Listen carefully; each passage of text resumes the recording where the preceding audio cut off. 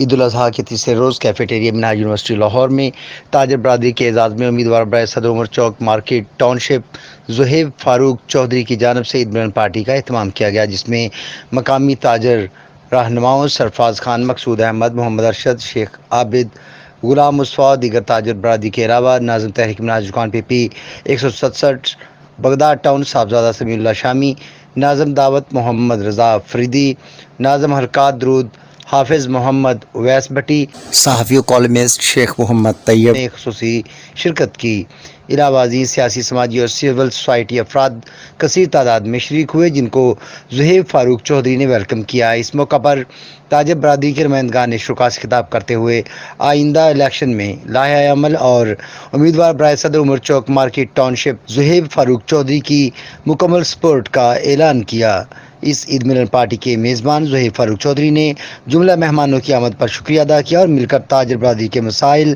ترجیحی بنیادوں پر حل کرنے کی ضرورت پر زور دیا۔